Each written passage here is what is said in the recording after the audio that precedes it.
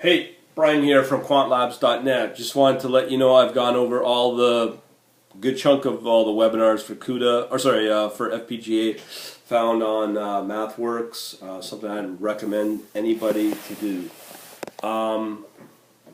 Yeah, it's quite the endeavor with FPGA. All I can say is there's a link below this video on YouTube that I would go through. There's all the sources for FPGA using Matlab. The good thing about with FPGA, there's the good news and the bad news. The good news is you don't have to worry about C++ clusters.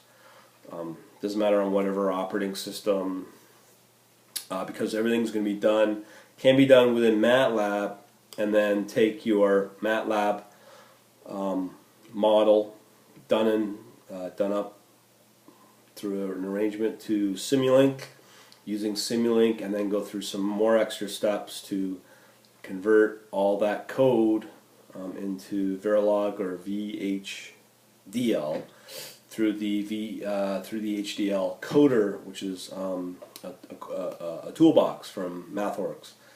So that's the steps. Obviously, it's extra cost for these extra set of toolboxes. That's it in a nutshell.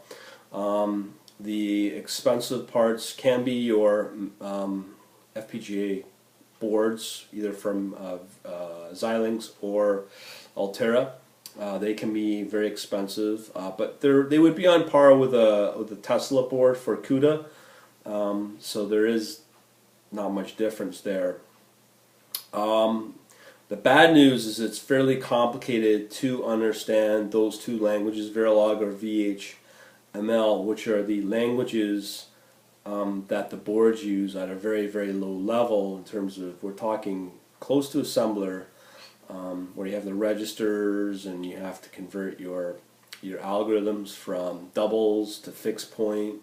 That is highly optimized for the FPGA. So there is quite a bit of work. Nice thing though is everything can be done within the world of Matlab. So there's no more extra coding in other languages and stuff. So it's kind of nice. A lot of people ask about things like, oh, well, you should be trading in Matlab or you should be trading in R. We know that. That's why you take your code, your algorithm, your Simulink model, you bang it out and you export it using the HDL coder to convert it to your Verilog or your other one, VHDML or whatever. And then that is what you put into production. It is a board with all this language on it, with the algorithm synthesized onto the board through the Matlab HDL coder, and then that is what goes into production. Nothing to do with Matlab after that. It just Matlab enables you to convert all that into that proprietary language. So that's what I'm looking at doing. I've seen some boards that were pointed out to me by this person who's a quant researcher who's doing this obviously for a living, and one of the more intelligent people I've come across over the last while to help me determine where to go with this, because he was mentioning that CUDA has its challenges, and the big challenge is when you're using CUDA, no matter how many boards you put in it with CUDA, you're still going to have problems transferring the latency it'll take to move the data from the CPU to the CUDA boards or your GPUs. There is some CUDA 5 workaround with that, with a direct-to-compute, but there's apparently still challenges with this. This is what this person's been saying. He's been working with this since CUDA 1, and he says there's still challenges with it. And I asked FPGA. He said much better choice. So FPGA looks like the way to go. And I've seen some other, and I've done some posts on the blog about how FPGA is really designed for real-time analysis. So that's the nice thing about the FPGA versus CUDA or GPU. With also the FPGA, a lot of HFT shops are using FPGA. They're not using C++ as much. They're not using Java. All those languages, they're pretty well yesterday's news.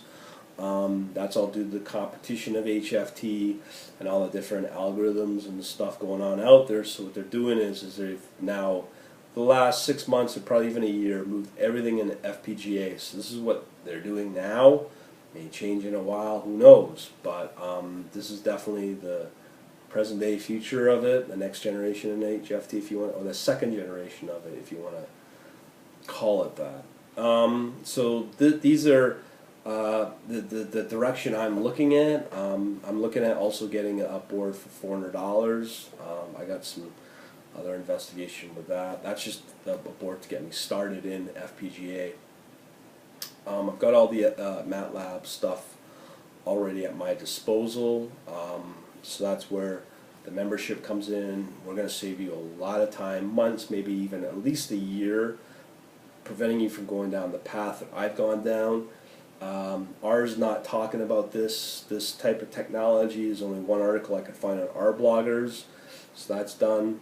Also, the Linux versus Windows debate, again, that's done because you're now working off of a FPGA board. It most likely will go into a Linux environment, but it doesn't matter because it's coming out of that code. That proprietary code's coming out of Matlab, anyways.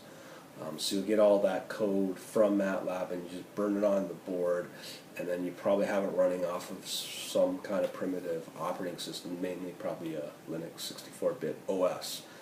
And what else is there?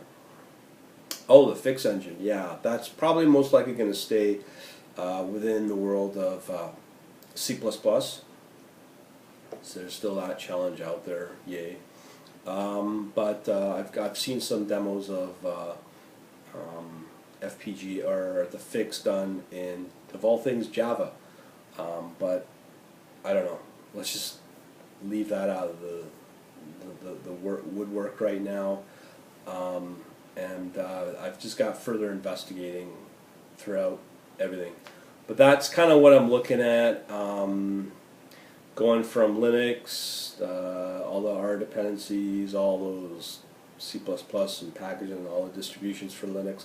That was a month of just going nowhere. Also the CUDA, nothing wrong with it, but it has been pointed out that this will be the challenge, as well as, again, this time I'm not going to ignore people. They've been saying FPGA all the way. So that's where we're at. I'm going to still continue doing some investigation on it. I've got a bunch of video or links to Matlab webinars that will educate you on this to where I'm at. Spend a couple hours on it. It will change everything on how you approach something like an HFT system in a modern day trading system. So, you know, it's just part of the evolution of learning to get to this point. But I don't want to say any more. I don't want to scare people off. But FPGA is probably the end target of where you want to be. And that's it. Hopefully I'll see you online somewhere. And that, I'll talk to you later.